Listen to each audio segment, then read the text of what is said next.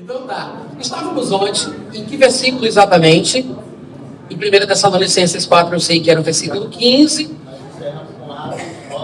Tá. Muito obrigado. Exatamente. Eu citei, inclusive, 1 Coríntios 11, 23. Né? Mencionando aí as características do ministério, do chamado do ministério de Paulo, mostrando que ele ensinava, diferentemente de alguns dos seus contemporâneos, ele ensinava por revelação.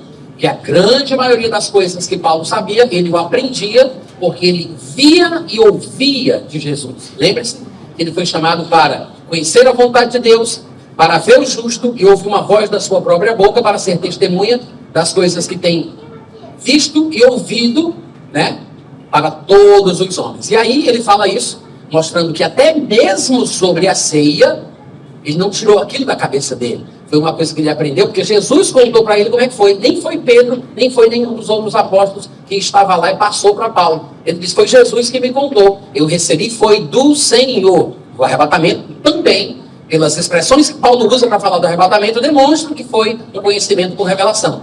Em 1 Tessalonicenses ele diz, vos declaramos por palavra do Senhor, e em 1 Coríntios 15 ele diz, eis que vos declaramos no mistério. Expressões que demonstram que a fonte da informação é sobrenatural, foi revelação. Inclusive, para fechar esse assunto das questões relacionadas à revelação de Paulo sobre a escatologia, sobre o arrebatamento, é interessante que Paulo tenha se destacado justamente por isso. Né? A gente viu que ele foi um instrumento escolhido a dedo para fazer a obra que faria, e ele praticamente escreve 2/3 do Novo Testamento. E tem uma coisa curiosa que Pedro fala sobre Paulo, que eu não consigo nem sequer deixar de mencionar, porque eu acho que isso aqui significa muita coisa. Pedro, que andou com Jesus Cristo, ao escrever, por exemplo, a sua segunda carta, no capítulo 3, versículo 15 e 16, ele fala de Paulo. Ele está escrevendo aos irmãos, e ele diz, tende por salvação, 2 Pedro 3,15, tende por salvação a longanimidade de nosso Senhor Jesus Cristo, como igualmente o nosso amado irmão Paulo vos escreveu, segundo a sabedoria que lhe fora dada. Olha que coisa linda. Só que essa expressão é muito mais significativa e emblemática do que a gente imagina. Porque a primeira vez que Pedro ouviu alguém falar isso sobre outra pessoa, foi quando ele foi com Jesus à sua terra natal, e os seus conhecidos, os seus conterrâneos, falaram sobre ele. Disseram, este não é o filho de José e de Maria? Não vive entre nós os seus irmãos e as suas irmãs? Como, pois, ele faz tais obras milagrosas? De onde veio esta sabedoria que lhe fora dada? A mesma coisa que disseram de Jesus. A admiração dos seus conterrâneos, parentes, vizinhos. É a mesma palavra, a mesma expressão que Pedro usa para se referir a Paulo. Ou seja, ele reconhece que Paulo fala o que fala e sabe o que sabe, não por estudo, não porque ele fez um curso, não porque ele foi formado em letras, ou porque tinha carteirinha de PhD em divindade, ou porque era um teólogo ou o maior diabologista de New Hampshire. Não, é porque ele recebeu revelação. Esta sabedoria não foi alcançada, adquirida ou desenvolvida, foi dada. Ou seja, a única coisa que Paulo podia fazer era o quê? Receba! Paulo recebeu, porque a sabedoria foi dada. É uma coisa que vem de cima para baixo, do alto para a terra, de Deus para o homem. É dada. Paulo só recebeu, assimilou e replicou. Compartilhou o que ele ouviu, compartilhou o que foi contado para ele. É interessante que essa seja a expressão que Pedro usa para se referir ao conhecimento de Paulo. Então ele diz, Paulo vos escreveu segundo a sabedoria que lhe foi dada. Ao falar acerca destes assuntos, como de fato costuma fazer, em todas as suas epístolas. Paulo não escreveu qualquer epístola para Pedro. Paulo escreveu para Timóteo, para Filemão, para Tito, para os Colossenses, para os Laodicenses, como Paulo diz no capítulo 2 de Colossenses. Ele escreveu para muita gente, para muitos irmãos de muitas cidades, mas ele nunca escreveu para Pedro. Como é que Pedro sabe o que Paulo escreveu? Porque para Pedro, não importava para quem Paulo tivesse escrito, mesmo que não fosse para ele. O importante para Pedro é que Paulo tivesse escrito, e não para quem ele escreveu. Se o texto é de Paulo, Pedro parecia pensar, eu quero uma cópia para mim. Porque Pedro considerava o texto produzido por Paulo como a palavra de Deus. Amém, gente? Como é que a gente sabe disso? Porque o próprio Pedro vai comparar as cartas de Paulo com as demais escrituras. Ele diz isso, como o nosso amado irmão Paulo costuma fazer em todas as suas epístolas, nas quais, eu sei, há coisas difíceis de entender que os ignorantes e instáveis deturbam, como também deturbam as demais escrituras. Talvez Pedro tenha sido, na história da igreja, o primeiro que disse que o que Paulo escrevia tinha que estar no cânon sagrado. Porque ele iguala os textos de Paulo com as demais escrituras. A Bíblia daquela época é o que nós chamamos hoje de Antigo Testamento. E Paulo está dizendo, Pedro está dizendo, para mim, o que Paulo escreve tinha que estar junto do resto da Bíblia. Tinha que também ser tratado como escritura inspirada por Deus. Porque do mesmo jeito que os inconstantes, ignorantes, torcem as demais escrituras, também torcem as escrituras inspiradas por Deus, produzidas por Paulo. Pelo menos é este o sentimento que eu tenho quando eu leio essa mensagem, essa menção que Pedro faz à pessoa de Paulo. Agora é curioso, porque Pedro andou com Jesus. Pedro fazia parte dos 12 e ainda estava naquele círculo mais íntimo, que só tinha 3, e Pedro era um deles. E mesmo assim, a gente não sabe se Paulo lia o que Pedro escrevia. A gente não está dizendo aqui que Paulo não lia o que Pedro escrevia. A gente está dizendo que a Bíblia não diz que Paulo escrevia. A gente não sabe se ele leu, porque a Bíblia não fala. Mas o texto bíblico fala que Pedro lia todas as epístolas de Paulo. Ora, Pedro era uma referência da igreja cristã, uma das colunas da igreja em Jerusalém. E mesmo assim, parece que Pedro reconhece Paulo como referência das referências, porque era uma referência para ele. Amém, gente? Amém. Então, a informação que Paulo traz, a contribuição de Paulo na escatologia, sobre o arrebatamento, nas questões de tribulação, e por aí vai, porque ele fala bastante sobre isso nas epístolas aos Tessalonicenses, é mais importante do que a gente imagina. Eu acho que não tem lugar melhor para se começar o estudo da escatologia do que, primeiro, na aliança vigente, que é a nova aliança, né? Levando em consideração que a Bíblia é uma revelação progressiva, e nos textos de Paulo, que parece ter sido um instrumento escolhido para trazer com precisão informações sobre diversos assuntos, inclusive sobre a questão escatológica, porque, pelo que parece, ele recebeu por revelação. Ô glória! Aleluia. Jesus fez viagens especiais de volta para falar com Paulo, e em alguns momentos Jesus escolheu o tema arrebatamento. Gente, a gente não pode pensar que o arrebatamento não é importante para Jesus ter escolhido esse tema. Jesus não falou de tudo com Paulo nas ocasiões que ele aparece aí. Nem tudo Jesus falou. O próprio Paulo deixa isso claro, né? 1 Coríntios capítulo 7, ele diz, olha, a respeito de tal assunto eu não tenho mandamento do Senhor, mas vou dar minha opinião como que alcançou misericórdia por ser fiel. Ou seja, Paulo está dizendo, Jesus não me falou sobre tudo, né? Eu não tenho um mandamento específico a respeito dessa situação, mas eu vou dar a minha opinião. E eu penso que eu também tenho o Espírito Santo. Ou seja, Jesus não falou, mas Paulo falava, que era o nome de Deus, era fiel, era inspirado. Mas é interessante que Jesus não tenha falado de tudo, e Paulo reconheça que Jesus nunca deu mandamento sobre tudo, mas ele não deixou o arrebatamento de fora. O arrebatamento é um dos assuntos que Jesus não deixou passar. É importante isso, tá? Volta para 1 Tessalonicenses capítulo 4. Então, no versículo 15, mais uma vez, agora que já entendemos o que significa Paulo ter dito, vos declaramos por palavra do Senhor, né? É muito mais do que a gente às vezes imagina, não é só, é um texto da Bíblia que eu quero interpretar para vocês, não. É uma coisa muito mais significativa, é Jesus aparecendo a ele e contando para ele o que ele vai falar. É Jesus querendo explicar sobre o que vai acontecer com toda uma geração de crentes em determinado momento. É o arrebatamento, coisa sobre a qual nenhum outro escritor do Novo Testamento vai falar, a não ser Paulo. E Paulo só fala porque Jesus contou para ele. E aí, em 1 Tessalonicenses 4,15, repetindo, ele diz, vos declaramos, por palavra do Senhor, isto. Nós, os vivos, os que ficarmos, e eu vou repetir, lembre, preste atenção à conjugação verbal. Primeira pessoa do plural. Nós, Paulo se inclui na experiência. Ele tem a expectativa, ele tem a esperança de fazer parte dos que vão ser arrebatados na sua geração.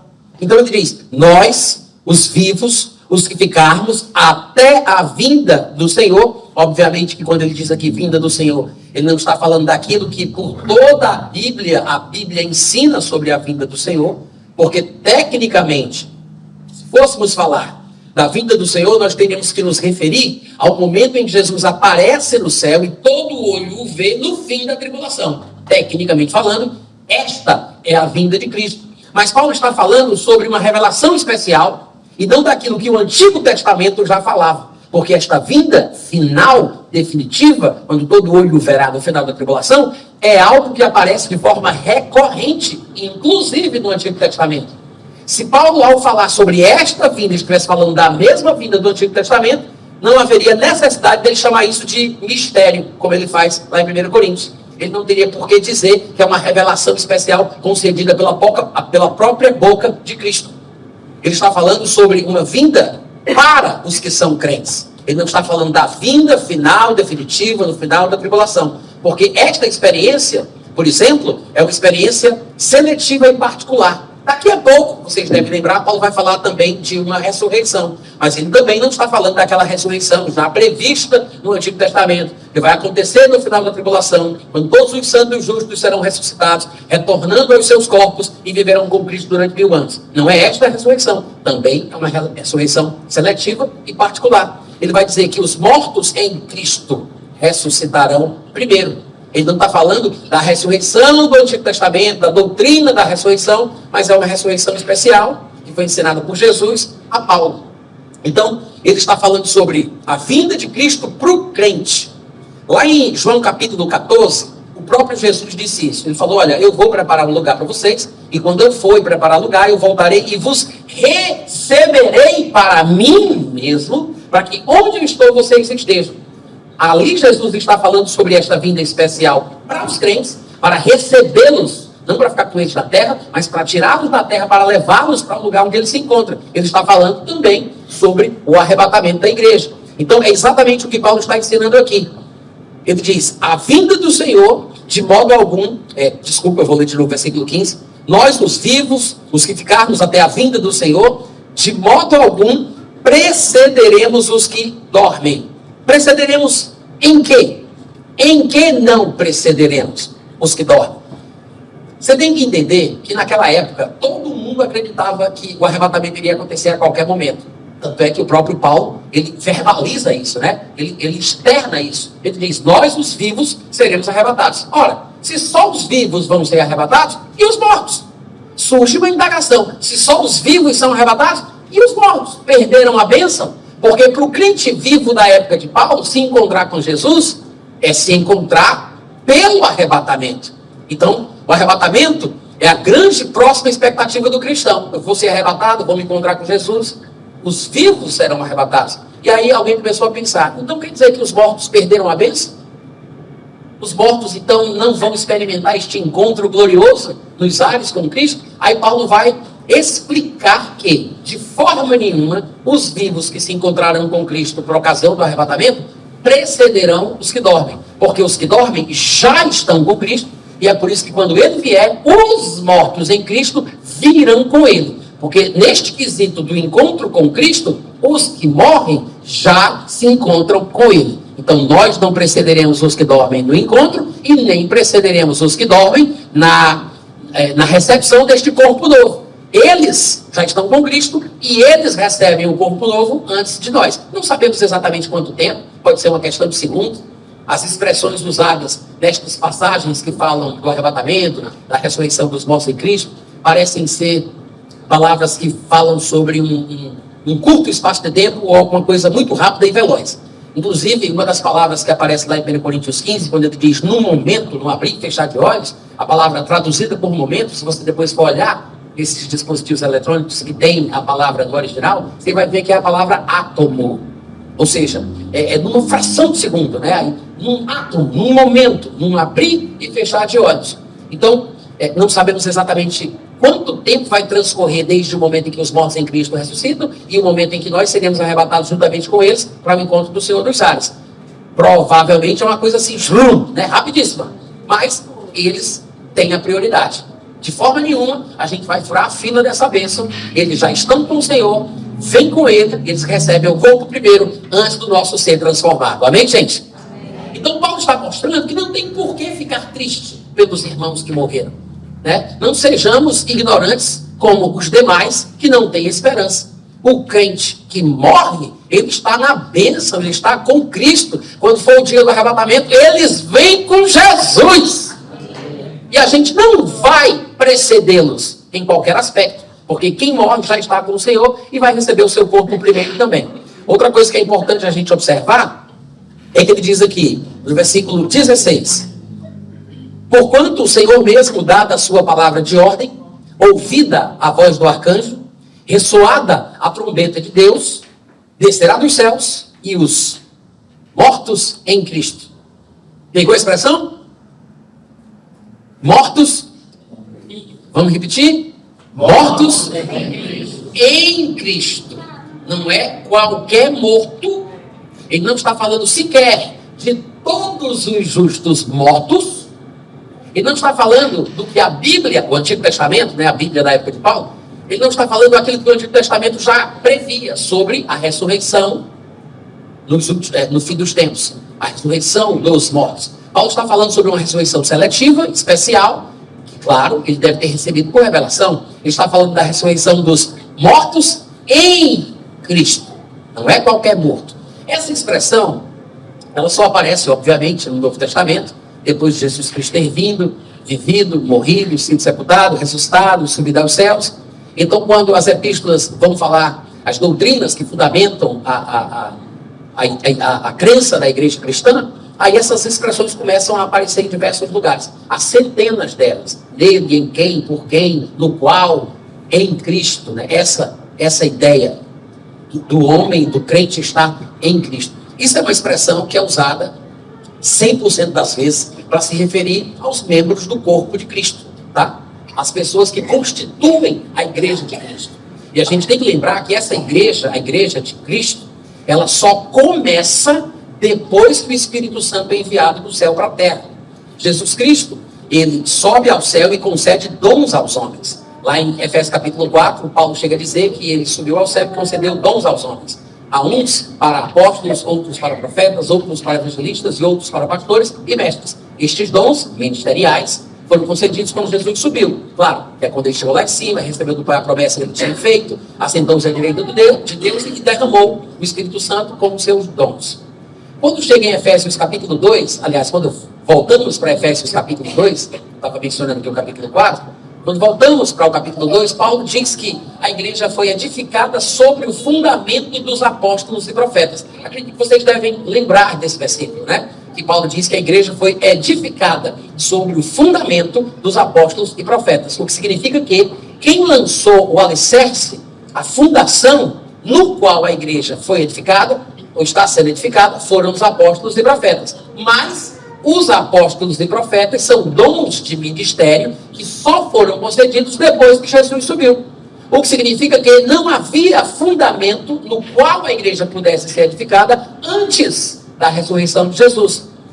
A gente poderia se aprofundar disso, mas eu não tenho esse objetivo. Eu só quero que vocês observem que isso significa que a igreja de Cristo, ela se resume do período que vai do batismo no Espírito, da vinda do Espírito Santo no dia de Pentecostes até o dia do arrebatamento. Então, a igreja começa no Pentecostes e ela termina no arrebatamento. Há salvos em todas as épocas, de todas as gerações. São crentes salvos e justos, mas cada salvo faz parte de um grupo específico. Então, nem todos os salvos, por exemplo, de gerações passadas, ou do período tribulacional, ou qualquer outro período que você possa pensar, dos pais de Abraão, dos patriarcas, nem todos os salvos fazem parte daquilo que a Bíblia chama de igreja. A igreja é uma expressão que é usada de forma restrita para se referir ao povo que crê desde o batismo, desde o dia de Pentecostes até o dia do arrebatamento. Ou seja, não existia essa igreja, a igreja de Cristo, antes que o alicerce dela fosse colocado e ela pudesse ter sido edificada. O alicerce foi colocado pelos apóstolos e profetas, que são dons ministeriais, que só foram concedidos depois que Jesus subiu. Amém? Amém. Então, quando a expressão em Cristo aparece, é uma expressão que se refere aos cristãos. Resumindo, né, o resumo da obra, é uma expressão que se refere aos cristãos. Toda vez que você vê coisas semelhantes, em quem, no qual, por quem, em quem, é uma expressão usada só para os crentes da igreja. Tá? É por isso que estão nas epístolas do Novo Testamento e se refere apenas a nós. O que é que Paulo está dizendo aqui? Paulo está falando sobre a ressurreição dos crentes em Cristo, do povo que morreu na época da igreja, ou seja, desde quando a igreja começou, e não está falando dos crentes salvos que morreram da igreja para trás, do Pentecostes para trás, né? O povo do Antigo Testamento. Ele não está falando deles. Ele está falando de uma ressurreição particular, uma ressurreição seletiva, que está atrelada à revelação do arrebatamento destas coisas que Jesus contou para ele. Então, ele não está falando de uma forma genérica da ressurreição, mas da ressurreição dos mortos em Cristo. Ou seja, Paulo aqui está falando sobre mortos em Cristo e vivos em Cristo. Está falando dos crentes da época da igreja que estão vivos e dos crentes da época da igreja que já morreram. Quantos entenderam? Amém. Então pronto. Olha o que ele diz, versículo 16 de novo. Porquanto o Senhor mesmo dá a sua palavra de ordem, ouvida a voz do arcanjo, ressoada a trombeta de Deus, descerá dos céus, e os mortos em Cristo, não todos os mortos, não qualquer morto, os mortos em Cristo, ressuscitarão primeiro. Eu vou continuar a leitura, mas eu vou voltar para cá, porque eu quero falar mais algumas coisinhas aqui, tá? Aí ele diz, depois, nós, os vivos, mortos em Cristo, vivos em Cristo. Ele não está falando de qualquer morto, ele não está falando de qualquer vivo. Ele está falando dos vivos crentes, os cristãos que fazem parte do corpo de Cristo. Ele está falando dos mortos crentes, cristãos que fazem parte do corpo de Cristo. Todos entenderam?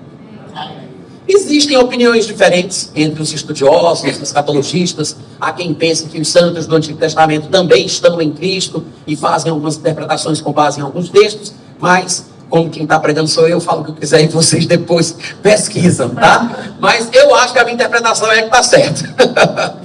Então, no versículo 16 ele fala: porquanto o Senhor mesmo dá a sua palavra de ordem, ouvida a voz do arcanjo, ressoada a trombeta de Deus.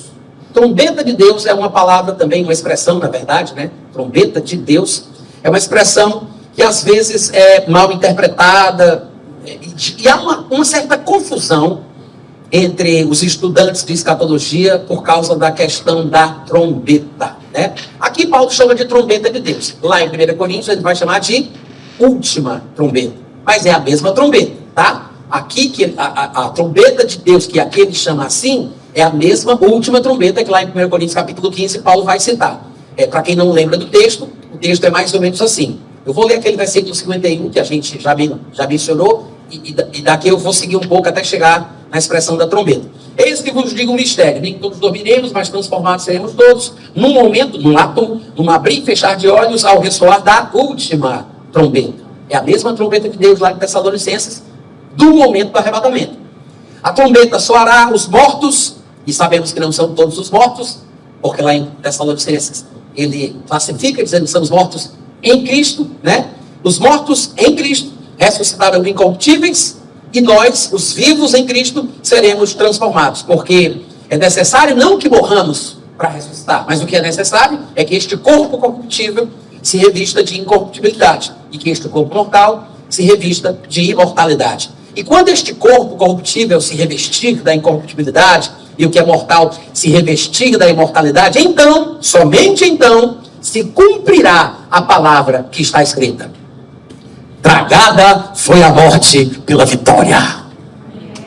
Quando é que se cumpre isso? Finalmente, quando o mortal for absorvido pelo imortal, quando o corruptível for absorvido pelo incorruptível. Até lá, o cumprimento final da promessa de Deus para a salvação do homem não se cumpre. Ou seja, este é o momento, é o ponto da irreversibilidade. Dali para frente, não tem mais como uma pessoa voltar aos prazeres do mundo, a chutar o pau da barraca, rejeitar, negar Jesus, ter o seu nome riscado dentro da vida. Este é o ponto da irreversibilidade. É quando se cumpre esta palavra que foi dita. Até lá, nós continuamos ainda com a possibilidade de até negar o nome do Senhor Jesus. E sabemos que aquele que negá-lo nesta terra terá o seu nome negado no céu. Mas aquele que confessar nesta terra terá o seu nome confessado no céu.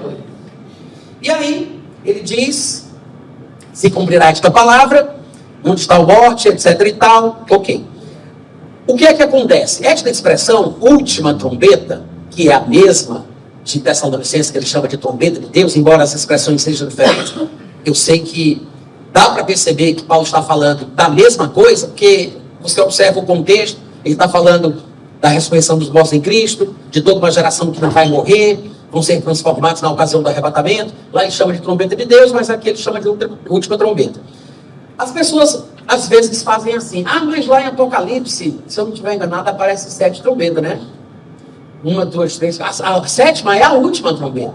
Então, Paulo falou que a última trombeta é a trombeta do arrebatamento. Qual é a última? A 7ª de Apocalipse. Esse é um raciocínio falso, tá, gente? É um raciocínio equivocado, mas tem pessoas que pensam assim. Quantos aqui sabem que tem gente que interpreta exatamente assim como eu estou falando? Quantos sabem? Quem já viu por aí? Tá. Tem gente que fala exatamente assim. Eu vou mostrar para vocês rapidinho aqui que esse pensamento ele não se sustenta. É equivocado e é errado. Por algumas razões, tá? Por algumas razões. Primeira coisa. Quando Paulo escreveu o texto de 1 Tessalonicenses, aliás, quando ele escreveu o texto, a Epístola aos Coríntios, que ele fala a última trombeta, ele escreveu no ano 55 depois de Cristo. É quase unanimidade entre os teólogos, embora existam alguns que divergem desta opinião, mas é quase unanimidade que João escreveu o Apocalipse no ano 90 e 96. Aproximadamente, entre o ano 90 e o ano 96. Significa, Paulo teria escrito sobre a última trombeta, a expressão que ele usa, no ano 55, e 40 anos depois, 41, depois do ano 55 até o ano 96, ou seja, 40 anos depois é que João vai escrever a sua epístola, o seu livro de Apocalipse. Então, Paulo não poderia estar citando uma coisa que sequer estava disponível, que ainda não existia. Ele não poderia estar falando da 7ª trombeta do livro de João ao se referir à última. Tem que ser uma coisa que o próprio Paulo quer comunicar. Até porque Paulo está escrevendo aos Coríntios a respeito de uma coisa que os coríntios precisam entender. E não existia o livro de Apocalipse para os coríntios associarem a ideia ao que seria escrito 40 anos depois por João. Vocês estão entendendo? Então, em primeiro lugar, não pode ser isso. Aí o pessoal diz assim, não, Natan, tudo bem, mas tem um detalhe aí, é porque é o Espírito Santo, né? É o Espírito Santo que falou através de Paulo, o Espírito Santo que falou através de João, e embora o Espírito Santo não tenha se preocupado com a bênção e o entendimento das mensagens para as pessoas para quem os livros foram escritos, que não era para eles, né? O Apocalipse ainda não tinha sido escrito, mas era para a geração futura. Tá, vamos supor que isso tem algum fundamento, embora seja ridículo dizer isso, né? Que Paulo escreveu alguma coisa que eles não iam entender, só depois que João tivesse escrito, é que quem vivesse nessa época que ia juntar uma coisa com a outra e entender o que estava sendo falado. Ora, se foi o Espírito Santo que fez Paulo e João escreverem sobre a mesma trombeta, embora Paulo a chame de última, e João diga que são 7, falando que há uma ordem, se foi o Espírito Santo, então o Espírito Santo não pode se atrapalhar ou se confundir nas declarações que faz sobre cada trombeta. Vocês concordam comigo? Tem uma coisa que é dita lá em Apocalipse capítulo 10, versículo 7, a respeito da 7ª trombeta, porque o livro de Apocalipse é isso, né? É uma descrição do período tribulacional que transcorre através do rompimento de 7 selos, do ressoar de 7 trombetas e do derramamento de 7 taças. Falando sobre a 7ª trombeta, Apocalipse capítulo 10, versículo 7, ele diz assim, ó: nos dias da voz do 7º anjo, ou seja, não vai ser uma coisa instantânea, é um período em que essa trombeta vai tocar, nos dias do som, da voz do 7º anjo, falando sobre a trombeta que ele toca. Quando ele estiver para tocar a trombeta, cumprir-se-á então o mistério de Deus, segundo ele anunciou aos seus servos, os profetas.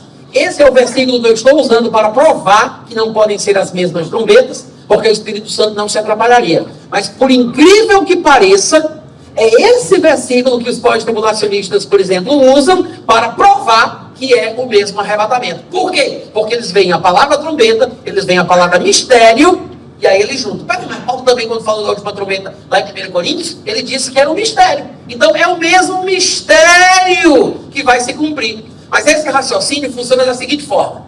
Suponha que um amigo meu de infância, de adolescência, mudou de cidade, nunca mais eu o vi. Um dia ele aparece na minha cidade. Aí esse meu amigo, ele volta depois de muitos anos e eu me encontro na cidade. Aí ele fala, Natan, tudo bom? Como é que vai? Há muito tempo. Aí, como é que tá a vida? Aí eu pergunto para ele, e aí, casou? Como é que tá isso? Casei, tive 2 filhas, 2 gêmeas, e tal, etc. Aí, tá bom, então tchau, depois a gente se vê. Aí ele vai embora. No outro dia, eu vou para o centro da cidade. Por acaso, eu encontro 2 gêmeas no mercado. Aí eu concluo, são as filhas do meu amigo. Isso tem sentido? Vamos lá, gente, eu fiz uma pergunta e espero uma resposta. Isso tem sentido? Não. Mas eu tenho certeza que são as filhas do meu amigo, porque são 2 gêmeas. Eu ontem acabei de falar sobre as 2 gêmeas que são as filhas do meu amigo. Então é um raciocínio que não se sustenta, não tem sentido. Mas eles acham que tem, só porque algumas palavras aparecem aqui e aparecem lá. Tem trombeta aqui, tem trombeta lá, né? Tem mistério aqui, tem mistério lá. Então o pessoal pensa, tá vendo? É o arrebatamento. Por que não é? Por que eu citei esse versículo para provar que não é? Observe o detalhe. Porque ele diz, nos dias da voz do 7º anjo, quando ele estiver para tocar a trombeta, cumprir-se-á então o mistério de Deus, segundo ele anunciou a quem? Aos servos, os profetas. Opa! Aqui o pulo do gato. Quem é que mais fala do arrebatamento no Novo Testamento? De quem é a epístola de quem estamos estudando? Paulo. Paulo disse, o que eu vou falar sobre o arrebatamento, nós vos declaramos por palavra do Senhor. Eis que é um mistério, mas eu tenho muita coisa para contar. Porque o que ele falava era por revelação. Aí é que está. Paulo era profeta? Porque hoje em dia eu sei que muita gente usa o termo de forma banal, né? Fala, profeta de Deus, faz ungido! Profeta! A gente fala assim, porque banalizou o negócio, né? Profetiza a igreja! Só que um detalhe, são termos técnicos que falam de funções, não são títulos, mas falam de funções exercidas por homens que recebem dons correspondentes a este ministério. A pessoa pode receber mais de um dom ministerial e a junção dos dons formam a identidade ministerial daquela pessoa. Paulo, por exemplo, ele tinha mais de um dom de ministério. Falando sobre si mesmo, Paulo disse em 1 Timóteo capítulo 2, versículo 4, eu fui designado por Deus pregador, apóstolo e mestre dos gentios. Lá em 2 Timóteo capítulo 1, versículo 11, ele diz, ele repete, eu fui designado como pregador, apóstolo e mestre. No final da vida, para quem não sabe, as epístolas de Paulo a Timóteo são as últimas epístolas que ele escreve. São as últimas. No final da vida, ele diz, combati o combate, corri a carreira, guardei a fé, e ele diz, eu fui designado, falando da sua vida vivida, não da que ele ainda vai viver. Ele diz, eu fui pregador, apóstolo e mestre. Por que ele não disse também profeta? Porque ele nunca foi profeta. Ele nunca foi profeta. Sabemos que a igreja na qual ele estava sediado, da qual ele viajou como missionário pelo mundo, havia profetas e mestres. Porque Atos capítulo 13 diz isso. Havia profetas e mestres na igreja de Antioquia. Aí vem a lista, e na lista estão Barnabé e Paulo. Ou seja, tudo bem, poderia ser que Paulo fosse um dos profetas. Afinal de contas, havia profetas e mestres. Mas o que ele diz sobre si mesmo? Porque no capítulo 13 fala que havia profetas e mestres, mas disse o Espírito Santo, separai-me agora, Barnabé e Paulo, para a obra que os tem que chamar. Então, naquele momento, Paulo passa para uma nova fase na sua vida ministerial. É por isso que pela primeira vez, no capítulo 14, Paulo e Barnabé vão ser chamados de apóstolos. Então, Paulo, ele era mestre e passa a ser mestre e apóstolo. Mas em nenhum momento ele foi profeta. Porque no final da vida ele diz isso, 1 Timóteo 2,11, 1 Timóteo 2,7 e 2 Timóteo 1,11. Ele diz que foi pregador, apóstolo e mestre. Aí alguém vai dizer assim, mas Natan, claro que Paulo foi profeta. Afinal de contas, o homem foi ao terceiro céu. O homem via Jesus pessoalmente. Você mesmo acabou de falar. Jesus falava com ele face a face. As grandes revelações que Paulo tinha mostram que ele tinha um ministério profético. Mas quem foi que disse? Quem foi que disse? Peraí, gente. Quem foi que disse que as revelações só vêm para profetas? Quem foi que disse isso? Se você observar o que Paulo tinha a dizer a respeito do assunto, Efésios, capítulo 3, no versículo 3, o próprio Paulo explica. Ele diz: segundo uma revelação, me foi dado conhecer o mistério, conforme escrevi há pouco, resumidamente. Pelo que, quando ledes, podeis compreender o meu discernimento do mistério de Cristo, o qual, em outras gerações, não foi dado a conhecer aos filhos dos homens, como agora foi revelado aos apóstolos e profetas. Dá um amém aí, crente. Amém. Paulo não precisava ser profeta para receber revelação, porque pelo que ele diz, é uma revelação, estas revelações fundamentais, sobre as quais a igreja seria edificada, foram concedidas por Deus aos apóstolos e profetas. Paulo não precisava ser profeta. Ele nunca foi profeta. Ele nunca disse que foi. Nós é que inventamos isso. Nós é que queremos colocar esse título, essa função, esse ministério na vida de Paulo.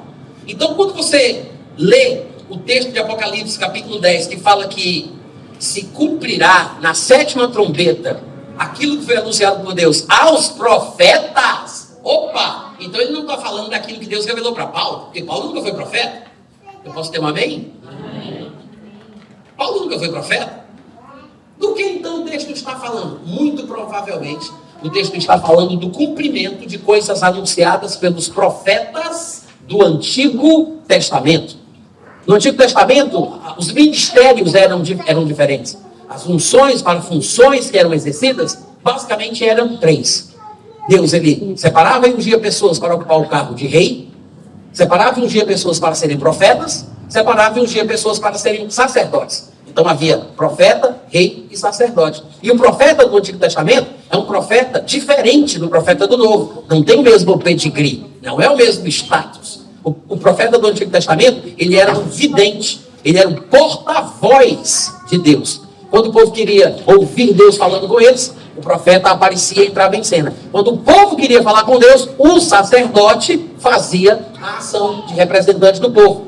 Porque naquela época, o povo não tinha acesso a Deus como nós temos hoje na nova aliança. Amém, irmãos? Hoje, eu não tenho a necessidade de que alguém me diga: conhece o Senhor, este é o caminho, ande nele, porque todos me conhecerão, disse Deus, desde o menor até o maior deles.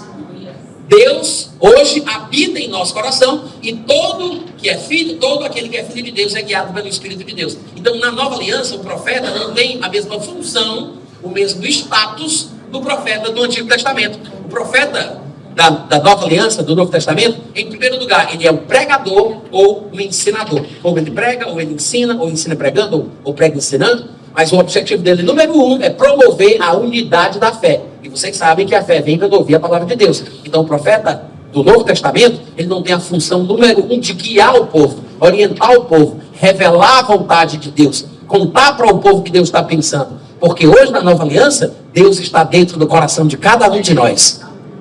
Ah, mas Deus não manda recado, Natan? Para mim não, graças a Deus. Porque se ele está mandando recado é porque está de mal comigo. Ele mora na mesma casa, está mandando falar pelos outros, né? Então Deus está dentro de nós, e não é por meio dos profetas que nós sabemos o que Deus pensa. Para falar a verdade, em tratando-se de profetas, tudo bem, falam, 2 ou 3 num culto público, e os outros julguem. E os outros julguem. Está escrito isso em 1 Coríntios capítulo 14, versículo 29 e 30. Em tratando-se de profetas, na nova aliança, falem num culto público, 2 ou 3, para não virar bagunça, que Deus não é Deus de confusão, o espírito do profeta está sujeito ao profeta, então bora botar ordem nesse negócio, né? Falem 2 ou 3 e os outros julguem. Ora, no Antigo Testamento o profeta trazia o julgamento com a palavra que ele ia entregar. Na nova aliança o profeta fala e a gente julga o que ele diz. Estou pregando muito bem, Jadante. Cadê os amigos, Jadante? A gente julga o que ele diz. Por que, Natan? Porque é diferente. Na nova aliança é diferente. Tá? Eu não vou me deter muito nisso, mas é só para você entender que a interpretação correta de Apocalipse capítulo 10, versículo 7, não é a que o povo está pensando. Primeiro porque Paulo não era profeta, e Paulo é quem falou do arrebatamento. Então, a 7ª trombeta de Apocalipse 10, 7, não está falando sobre o arrebatamento, sobre a última trombeta mencionada por Paulo. É outra coisa diferente. É provável, como eu disse, o texto deve estar falando sobre o que os profetas do Antigo Testamento falaram. É outra coisa. E a grande maioria dos profetas do Antigo Testamento anunciavam uma época de restauração de todas as coisas. Quando os judeus voltariam à sua posição desejada por Deus, porque este povo seleto, especial, chamado de eleito, este povo está no estado de rebeldia, mas chegará o dia em que eles se humilharão, se arrependerão, farão as pazes com Deus e tudo voltará ao normal. Deus vai voltar a tratar primeiro com Israel e a partir de Israel ele vai tratar com o mundo. Durante o reino milenar do Senhor Jesus Cristo nesta terra, ele vai reinar a partir da terra dele, a terra dos judeus, a partir de Jerusalém. Ele não vai para Nova York, ele não vai para o Canadá, ele não vai para o Brasil, ele vai para Israel. Ou seja, é a época dourada dos descendentes de Abraão, Isaac e Jacó. Então o texto provavelmente está se referindo a este período. É mais ou menos a mesma coisa que Pedro falou lá em Atos, capítulo 3, versículos 19, 20 e 21. Pedro falando com os seus compatriotas, os seus irmãos segundo a carne, judeus como eles, que ainda não tinham confessado Jesus como Senhor das suas vidas. Olha o que Pedro diz para eles. Ele diz: irmãos, arrependei-vos, pois, e convertei-vos. Falando com os judeus, tá? Com os judeus. Depois você pode olhar versículos anteriores aí no contexto, e você vai ver que ele está falando especificamente com a nação de Israel. Ele fala os nossos pais, Abraão, Isaac e Jacó. Então ele está falando com os judeus. Ele diz: arrependei-vos, pois, e convertei-vos para serem cancelados os vossos pecados, a fim de que, da presença do Senhor, venham tempos de refrigério, e se os judeus se arrependessem, o que aconteceria? Ele diz: e envie ele o Cristo, que já vos foi designado, que é Jesus, ao qual é necessário que o céu retenha ou receba até os tempos da restauração de todas as coisas, de que Deus falou por boca dos seus santos profetas desde a antiguidade. É mais provável que Apocalipse capítulo 10, versículo 7 esteja falando sobre isso, porque diz que ao toque da sétima trombeta se cumprirá o mistério de Deus, segundo ele anunciou aos seus servos, os profetas. Paulo não era profeta, ele está falando talvez sobre essa restauração de todas as coisas e o início do período do reino milenar. Quantos estão acompanhando? Então o que é que Paulo quis dizer com a última trombeta, afinal de contas? Por que ele usou essa expressão? É muito simples, gente, muito simples. Paulo está escrevendo aos Coríntios. Os Coríntios, eles tinham práticas esportivas abundantes na terra deles. Se você observar depois, você vai ver que ele usa muitas figuras relacionadas ao esporte. Paulo fala sobre correr no estádio, sobre alcançar um prêmio, fala sobre uma coroa, ele fala sobre esmurrar o corpo, ele fala até sobre não desfazer a circuncisão, porque havia algumas lutas praticadas pelos gregos, que o homem ficava nu ou seminu. E aí, os judeus que queriam participar tinham vergonha por serem circuncidados. Aí ele diz: não desfaçam a circuncisão só porque vocês querem participar das festividades esportivas dos coríntios. O que eu quero dizer? Há muitos elementos nas epístolas de Paulo aos Coríntios que mostram este lado esportivo. Na verdade, havia naquela época 4 grandes jogos esportivos que eles praticavam. Um deles, inclusive, sobrevive até hoje, e era o mais importante, são os Jogos Olímpicos. Mas o segundo, em ordem de importância, era justamente os Jogos Istmicos. Eu sei que é uma palavra estranha, que a gente não ouve todo dia, mas é um termo da geografia, tá? Assim como existe o estreito, a península, a baía, existe o istmo. O estreito é o contrário do istmo. O que é o estreito? Vamos falar do estreito de Gibraltar? O estreito é um pequeno filamento de água cercado por grandes porções de terra de ambos os lados. O istmo é o contrário. É um pequeno filamento de terra cercado por grandes porções de água de ambos os lados. Corinto era um istmo. Os jogos istmicos eram jogos realizados em Corinto, na cidade. A segunda maior festividade esportiva do mundo grego, além das Olimpíadas, que era o primeiro, eram os Jogos Istmicos. Depois você joga isso aí no Google, você vai ver.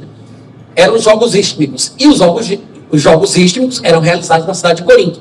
O que acontecia? Quando você pesquisa, vai ler sobre a história, você entende o que Paulo tem em mente. O que é que ele quer falar com isso? Os Jogos Istmicos aconteciam da seguinte forma. A primeira disputa era para saber quem seria o trombeteiro oficial durante aquele período de festividade esportiva.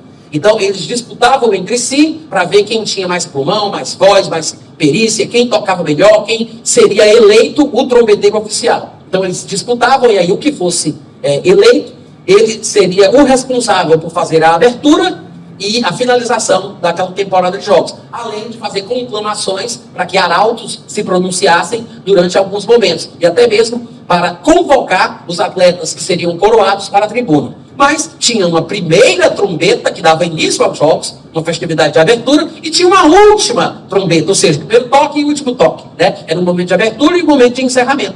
Então, quando Paulo fala aqui da última trombeta, gente, é muito mais provável que ele esteja fazendo uma referência a coisas que os coríntios entendiam, que tinha a ver com a cultura deles. Paulo usa isso como uma figura, uma alegoria. Ou seja, Paulo está dizendo, assim como ele havia dito em 2 Coríntios capítulo 5, que devemos comparecer perante a tribuna para sermos coroados, galardoados, recompensados pelo que nós fizemos, da mesma forma vai chegar um momento em que a última trombeta vai tocar, né? O tempo vai chegar ao fim, e dali para frente a gente só vai subir para a tribuna para receber o nosso galardão. Ou seja, é o último momento da igreja na terra. É a conclamação final, é o encerramento das atividades. Quantos entenderam? É isso o que Paulo quer falar, quer dizer, quando ele se refere à expressão última trombeta. Ele não está de forma nenhuma, eu espero que eu tenha sido claro ao tentar expressar isso, ele não está de forma nenhuma fazendo menção a um livro que seria escrito 40 anos depois. Não está.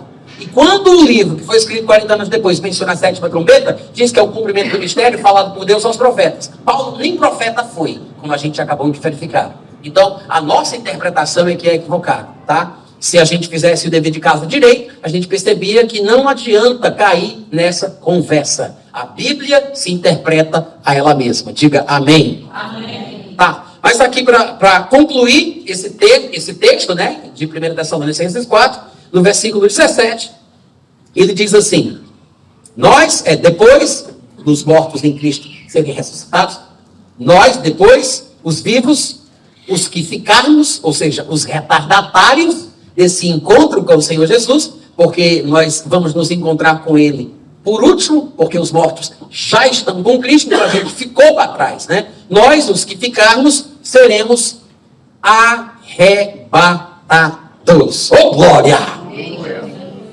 Vamos lá. Eu tenho 5 minutos e eu não sei se vai dar tempo para eu falar essas 2 horas que me restam da importância dessa palavra desses 5 minutos. Na verdade, eu vou falar assim, por cima, né? Tá? E depois, se houver alguma dúvida, ou se vocês tiverem alguma curiosidade em sessões de perguntas e respostas, vocês podem falar. Mas a gente ainda vai ter mais amanhã, né? Amanhã à tarde, a gente vai se aprofundar, falar de mais coisas. Então, eu só quero dizer o seguinte: essa palavra que aparece aqui é a famosa palavra harpazo, né? Que, inclusive, a nossa palavra arpão, ela tem o mesmo radical. Se você pegar um dicionário português, grego, português, e for atrás da palavra arpão, você vai ver que ela é oriunda da mesma palavra que aqui é traduzida como harpazo. São palavras cognatas, da mesma família. Essa palavra, ela não é, eu disse, não é um termo técnico para o arrebatamento da igreja. O que eu quero dizer com isso? Todas as vezes que o Novo Testamento fala do arrebatamento, melhor dizendo, nem todas as vezes que o Novo Testamento fala do arrebatamento, essa palavra vai aparecer. Essa palavra não é a única palavra que deve ser usada ao se falar do arrebatamento. Não é um termo técnico para arrebatamento. Eu sei, alguns dos nossos pregadores prediletos, alguns dos teólogos que nós conhecemos, fazem isso. Eles pegam palavras do grego, que tinham seu sentido comum na época em que o Novo Testamento foi escrito, as cristalizam, transformando-as em termos técnicos e dizendo que se tal palavra aparece, só pode significar isso ou aquilo. E eu acho isso um erro. Porque, como diria o poeta, quais são as palavras que nunca são ditas, né? Então, eles usavam as palavras quando melhor lhes convinha. Desde que a palavra servisse para transmitir a informação, eles a usavam. Não é uma palavra que só podia ser usada num contexto específico. Não é uma palavra que Deus criou nos céus e concedeu aos homens como um presente, ou deu por revelação, para que só pudesse ser usada como se fosse falar do arrebatamento da igreja. Não é. E claro, hoje nós temos recursos para descobrir que isso é verdade. Basta a gente pegar as nossas Bíblias, que porventura tenham o Novo Testamento grego, pegar a palavrinha que aqui foi traduzida por arrebatados, que é harpatos, e ver quantas vezes ela aparece no Novo Testamento. E onde ela aparece, como ela é traduzida, em que contexto ela é mencionada. Se todas as vezes que a palavra aparecer estiver falando do arrebatamento da igreja, aí tudo bem, não tem o que dizer. Mas o fato é que não é assim. A palavra é usada para falar de coisa boa e para falar de coisa ruim, para falar de coisa natural e falar de coisa sobrenatural. Usa-se essa palavra para falar, por exemplo, sobre o arrebatamento de Filipe, né, que é um arrebatamento horizontal, e Paulo usa a palavra para falar provavelmente dele, de um homem que foi ao terceiro céu, arrebatado na vertical. Não é o arrebatamento escatológico, nenhum dos dois é o arrebatamento da igreja, mas é a mesma palavra. Tanto Filipe quanto Paulo foram arrebatados de uma forma ou de outra. Mas isso não significa que essa palavra só pode ser usada de uma forma. Tanto é que eu quero mostrar para vocês alguns exemplos. Atos capítulo 23, versículo 10. A palavra vai aparecer aqui também, tá? Eu vou ler e vou dizer onde ela aparece, qual a palavra foi usada para traduzi-la. Atos 23, 10 diz: tomando vulto a Celeuma, temendo o comandante da guarda, que fosse Paulo despedaçado pelo povo, mandou descer a guarda para que o retirassem dali. Qual é a palavra que está aqui no original? Harpazo. A palavra que foi traduzida para o arrebatamento, lá em 1 Tessalonicenses 4, é a mesma palavra. Aqui traduziram por retirar, porque o sentido é esse. Arrebatar é tirar ou retirar, é uma ação, é uma intervenção, é uma ação súbita, com caráter de urgência, que contrasta com, por exemplo, se eu arrebato alguém, no caso aqui a guarda arrebatou Paulo, tirou Paulo, é diferente de Paulo ter se retirado. Se eu arrebatar uma caneta da sua mão, é diferente de você me entregar a caneta na minha mão. É porque eu tirei da sua mão. A palavra sempre é usada em situações e contextos que envolvem ações de intervenção súbita. Inclusive, a mesma palavra aparece nos evangelhos traduzida como saque. Porque dependendo da situação, ela pode ser interpretada como saque ou rapto. Porque é uma ação súbita, é uma intervenção em caráter de urgência, é imprevisível. Que uma força, que uma pessoa, por exemplo, exerce uma força sem o consentimento da outra. Tá? É uma intervenção, é um arrebatamento. Então, apareceu aqui a palavra de novo, o comandante pedindo para a guarda arrebatar Paulo, tirar Paulo. Em João 6,15 diz: sabendo, pois, Jesus que estavam para vir com o intuito de arrebatá-lo, é a mesma palavra harpazo, tá? Arrebatá-lo para o proclamarem rei, retirou-se novamente sozinho para o monte. Em Judas, no versículo 23, está escrito: salvai-os, arrebatando-os do fogo. Ele está falando de pessoas que estavam fracas, espiritualmente para baixo, e aí ele está dando conceitos de como eles podem fazer uma intervenção na vida dessas pessoas, arrebatando-os do fogo e etc. E aí, em João 10,12, depois Jesus está contando uma parábola, e nesta ocasião ele fala sobre aquele mercenário, o mau pastor, as ovelhas, o lobo, aquela coisa toda, né? E no versículo 12 de João 10, ele diz: o mercenário, que não é pastor, a quem não pertencem as ovelhas, ele vê vir o lobo. Ele vê o lobo, né, quando ele vem. Ele abandona as ovelhas e foge. Então o lobo as arrebata e dispersa. É a mesma palavra que é usada por Paulo para o arrebatamento da igreja cristã. Harpazo. É a mesma. Isso é só para provar que muitas vezes esses termos técnicos que os teólogos criam para dizer que essa palavra, quando aparece, se refere sempre a tal coisa, não é bem verdade. Tá?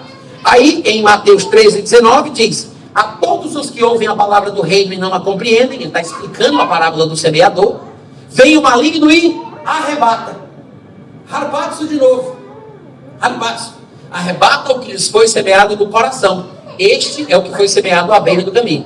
Aí depois vem 1 Tessalonicenses 4,17, que é o texto que nós lemos, falando da igreja ser arrebatada. É um arrebatamento escatológico aqui. Em Atos 8,39 fala do arrebatamento de Filipe, que também a gente já citou. E em 2 Coríntios 12, de 2 a 4, é aquele arrebatamento do homem que foi ao terceiro céu, que provavelmente é Paulo contando sobre a sua própria experiência. E, por último, a última vez que a palavra aparece no Novo Testamento é Apocalipse capítulo 12, versículo 5, quando João diz que viu uma mulher vestida do sol, estrelas na cabeça, a lua debaixo dos pés, estava sofrendo horrivelmente para dar à luz a um varão, que depois seria arrebatado para Deus, né, até ao seu trono. Mas este seria aquele que futuramente regeria as nações com um cetro de ferro. Ainda que seja uma figura, uma alegoria, João está vendo ali uma mensagem de que Jesus Cristo sairia da nação de Israel, seria levado por Deus ao céu e depois voltaria para reinar sobre a terra durante 1000 anos. Ele está falando da mulher grávida como uma referência à nação de Israel, tá? Não é a igreja. Até porque Jesus nasce desta mulher grávida que ele vê em Apocalipse 12. E Jesus não nasceu da igreja, a igreja que nasceu de Jesus. Então, ele está falando sobre a nação de Israel, que é representada pela mulher em dores de parto, porque é o período tribulacional. E quando você vai para o Antigo Testamento, José, ele teve um sonho muito parecido com esse. E quando ele conta o sonho para a mãe e para o pai diz: você está falando que eu, a tua mãe e os teus irmãos, ou seja, o fundamento da nação de Israel, né? Os patriarcas, com o pai, com a mãe, nós nos prostraremos diante de ti, porque ele viu o sol, a lua e as estrelas se curvando diante dele. Então, os mesmos elementos da visão de João em Apocalipse 12 parecem estar falando sobre a nação de Israel. Bom, o que é que eu quero dizer com isso? A palavra arrebatar, arrebatados, arrebatamento, aparece em todas estas passagens. E nós vimos aí a palavra sendo usada em contextos positivos e contextos negativos. O lobo arrebata as ovelhas e dispersa. Satanás arrebata a palavra do coração. Né? Coisa natural e coisa sobrenatural. Os guardas arrebatando Paulo para que ele não fosse despedaçado. Uma coisa natural. E sobrenatural também, quando Filipe é arrebatado para um determinado ponto em outro lugar da terra. Então a palavra não é sinônima de arrebatamento. E quando Paulo fala de arrebatamento nas suas epístolas, inclusive em 2 Tessalonicenses, ele nem sempre usa a palavra arrebatado. Tudo bem, gente? Agora, para concluir, sempre, 100% das vezes que a palavra aparece, contexto positivo, contexto negativo, em coisas naturais ou coisas espirituais, sempre a palavra dá a entender que é uma intervenção, é uma ação súbita, inesperada. Então, quem arrebata, obviamente, vai determinar se o arrebatamento ali em questão é para o bem ou para o mal. Porque a gente viu aqui o lobo arrebatando, Satanás arrebatando, o lobo arrebata as ovelhas, Satanás arrebata a palavra do coração. Então, quem é o personagem que arrebata? Se é o lobo, obviamente, ele vai tirar as ovelhas de uma situação boa e confortável para uma situação ruim e desagradável. Se é Deus quem arrebata, então ele vai tirar de uma situação que pode ser ruim para uma situação boa. Se nós pensarmos no arrebatamento da igreja, Jesus, ele vai arrebatar. Paulo usou a palavra harpazo aqui, em 1 Tessalonicenses 4,17, e ele vai arrebatar a igreja. Claro, outras palavras são usadas por Paulo, se der tempo, a gente vai ver isso também. Mas por que ele usou a palavra, harpazo? Que sempre é usada em ações súbitas, de intervenções, caráter de urgência. Sabe o que significa? Se o arrebatamento da igreja fosse no final da tribulação, como os nossos colegas pós-tribulacionistas querem, se fosse, não teria sentido Paulo ter usado essa palavra. Embora ele use outras, mas não teria sentido ele usar essa palavra. Por quê? Porque o final da tribulação é quando o pior já passou. É quando o anticristo vai ser morto. É quando Jesus vai descer até a terra e vai estabelecer um reino que vai durar por 1000 anos. É quando Satanás vai ser preso no abismo e não vai mais incomodar ninguém. Justamente quando as melhores coisas vão acontecer, Jesus Cristo vai agir de forma emergencial, caráter de urgência, porque se o pior já passou, bastava que ele deixasse os crentes na terra e ele descesse até o chão. Mas se Paulo menciona uma ação como essa, usando a palavra harpazo, é porque muito provavelmente este acontecimento se dará, porque algo muito ruim está para acontecer e Jesus precisa tirar rapidamente o povo da terra. Entenderam a lógica? E aí se confirmam com os exemplos que Jesus dá em Mateus 24. Será como foi na época de Noé? Será como foi na época de Ló? Comiam, bebiam, compravam, casavam, até que Ló saiu de Sodoma, até que Noé entrou na arca e veio a destruição e eles foram apanhados de surpresa. Mas nós seremos arrebatados. Amém? Glória a Deus.